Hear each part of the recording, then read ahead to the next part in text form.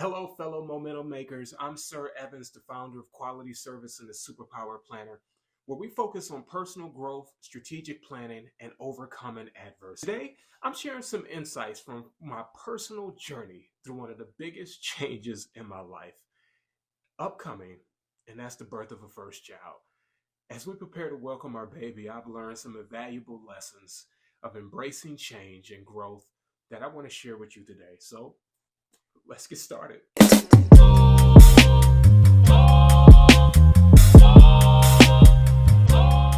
Perhaps one of the most foundational pieces that we miss is embracing our emotions.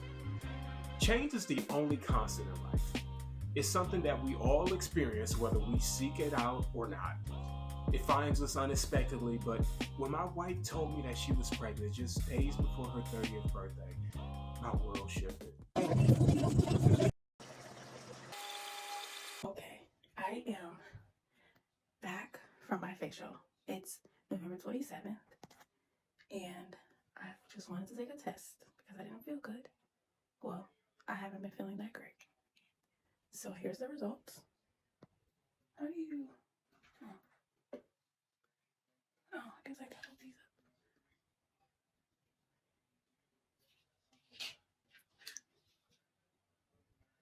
up. Excitement, anxiety, joy, it all hit me at once.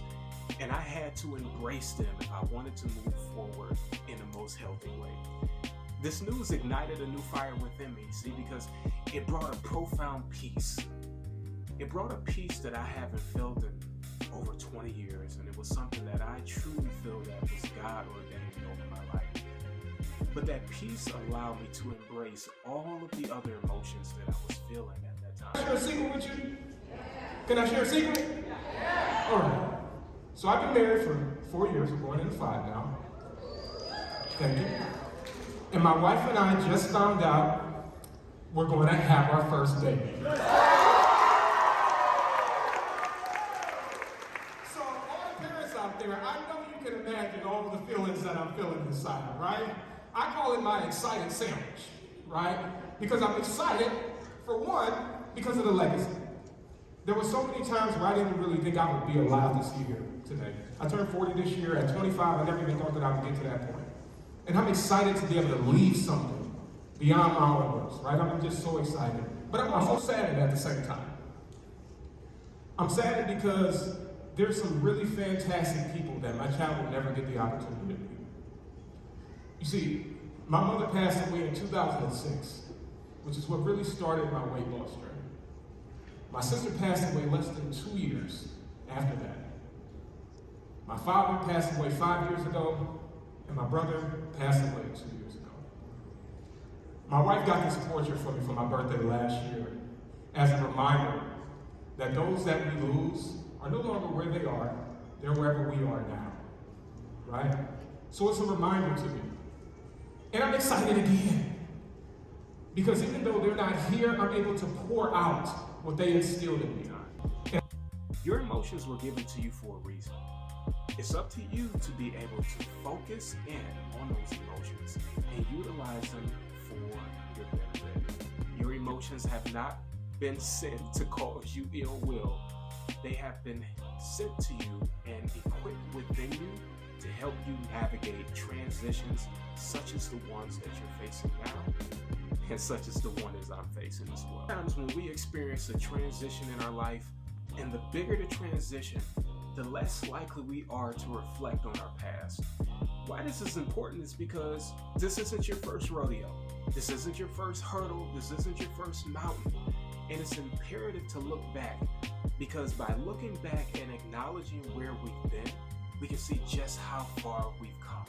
And we can see just how much we've been able to overcome within our lifetime. I'll let you listen to the heartbeat. So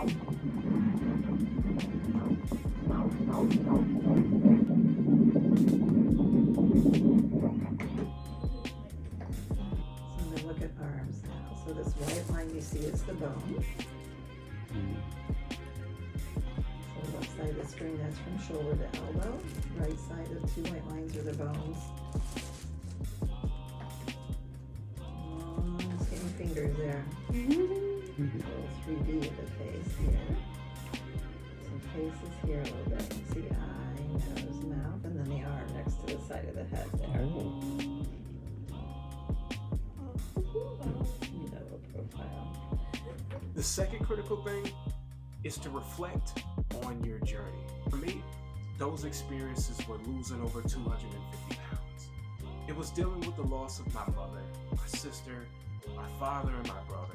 It was about understanding and taking it one day at a time and continuing to move forward. Those were the things that helped me to get to where I am now. It's also what has armed me with the expertise to help clients from their own personal journeys to their business endeavors as well. Look back in your own journey. Look back at your own road and see the path in which you've been able to overcome thus far. You may not understand the recipe that went into it, and you may not understand the plan that's going to be required for this next one. But if you're listening to this, that means you have already navigated waters. That means that you have already seen troubled times and you're still standing. And if you're not standing, you're getting up. Take confidence in that. Take ownership in that, because you're going to need it in this transition.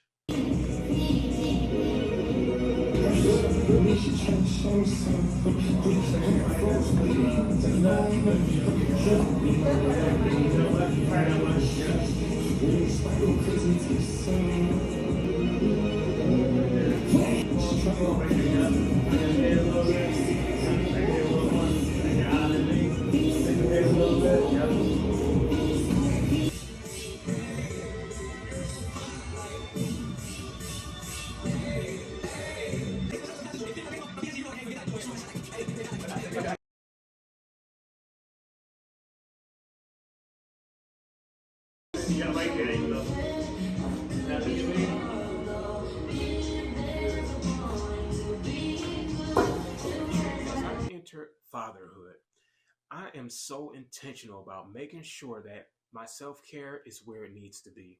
And that even means being intentional with reintroducing some of the things that I've allowed to fall by the wayside. It's that time that I know I'm going to have some silence, which I'm going to have to wake up earlier once the baby comes or once we get a routine. But making sure that I set that time aside before anyone is up so that I can spend time on my layers. Now, what does that mean, layers? Spiritually is the first layer that I need to focus on. In the morning, I make sure that I dedicate time to meditation. I make time to studying in my word in the Bible to make sure that I'm fed spiritually so that I can operate physically. I make sure that I spend some time working on my body physically. I'm in the gym to have that self-care. Those are the things that I need to do first. Mentally, I envision, what does this day look like for me successfully? Now, that doesn't mean that I'm knocking it out of the park 10 out of 10 every single day. No, during that meditation time, I reflect on, what does a successful day like today look like? What do I need? And I envision that feeling of success and a day well done and a day completed. That's not a day full of tasks. That is a day of success. Yo, Sir Evans, what up?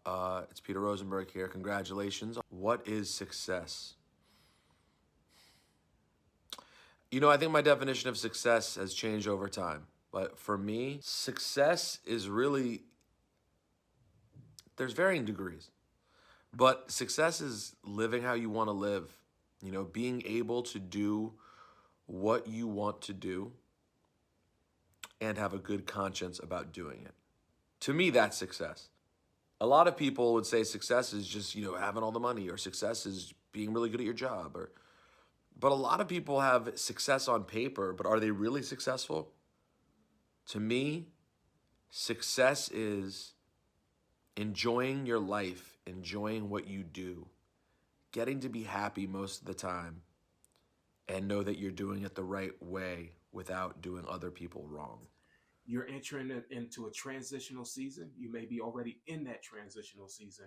You need to make sure that your self-care is taken care of. Because what that self-care is going to allow you to do is be able to see everything around you that is required of you. So I want to make sure that I'm taking care of myself so that I can take care of those in which I have been called to serve. The next thing that you want to do, seek out wise counsel.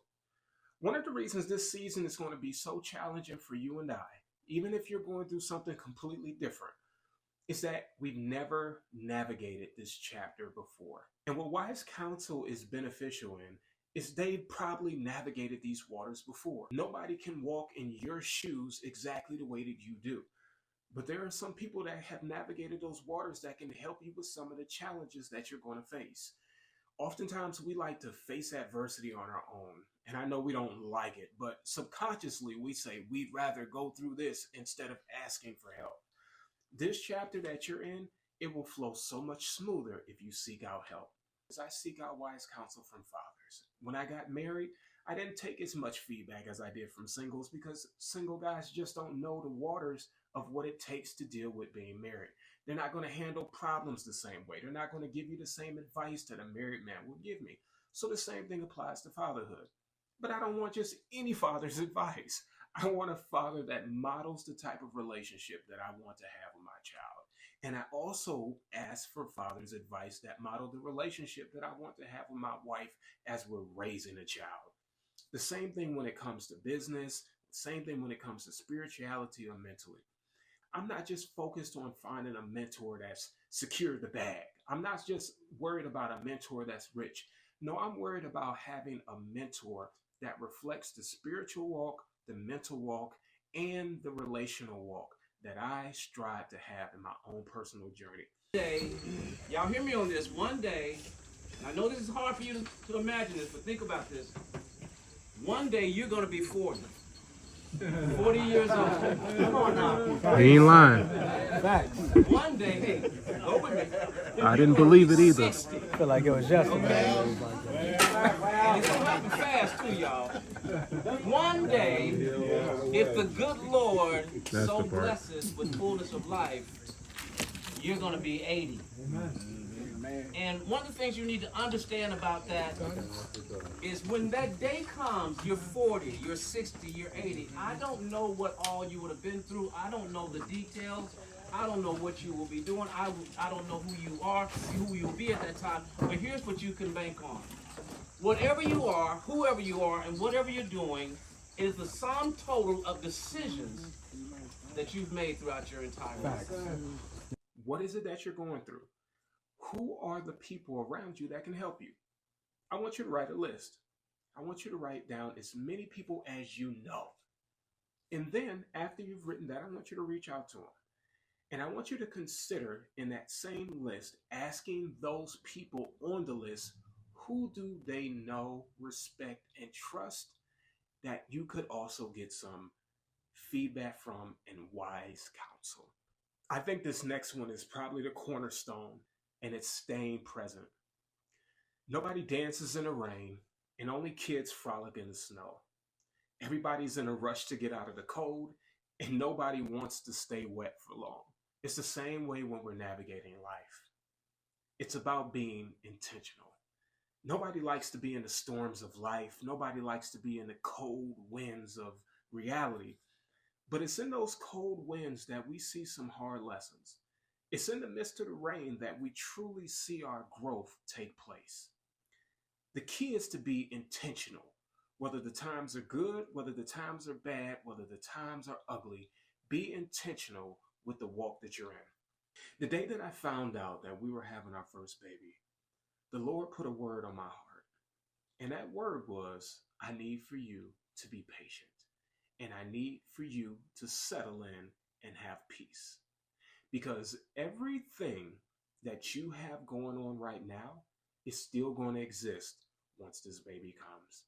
So I need you to release the pressure that you've put on yourself and that you've allowed to occupy this space, because I'm about to lay something brand new on you that's going to require an entirely different level of work.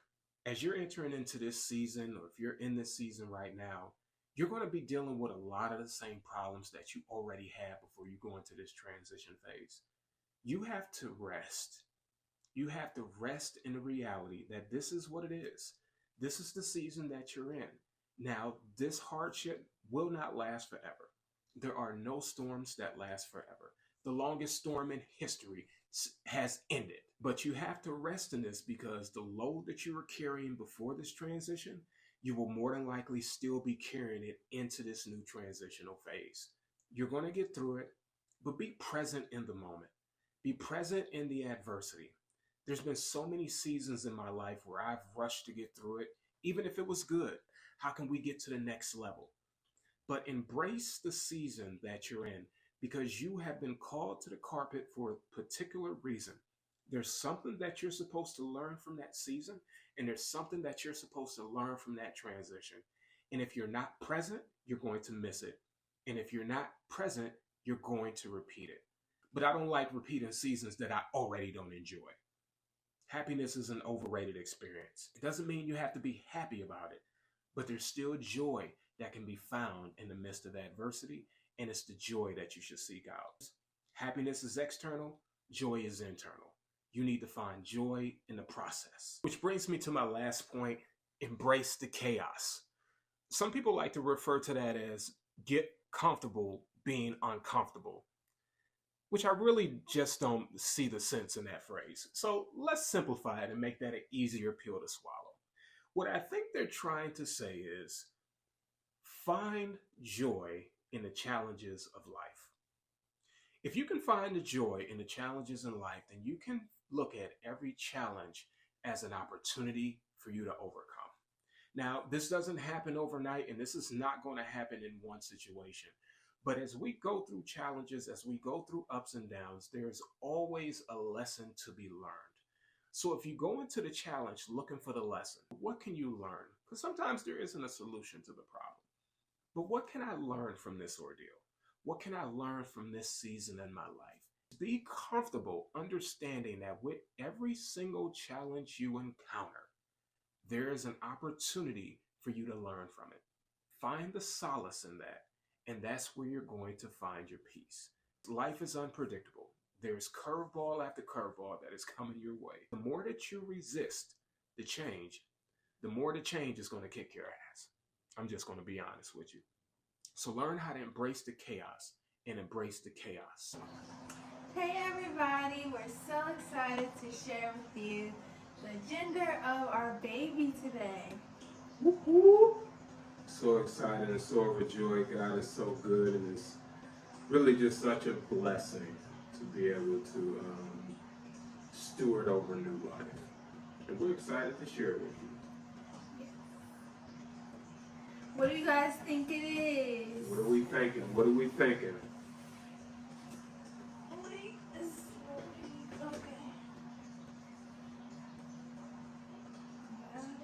I got it. Got it. All right. 3, 2, 1. Oh, that popped. Heavenly girl. Little baby girl.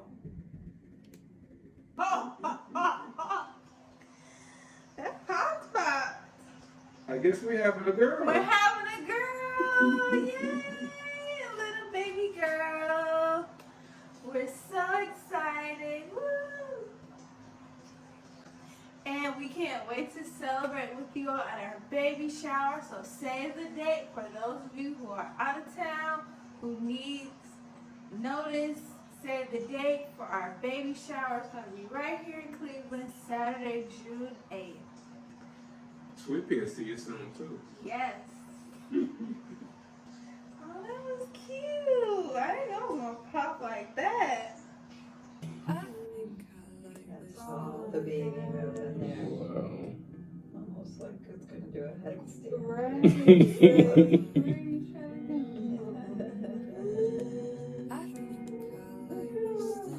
Can you feel it? All this room I can.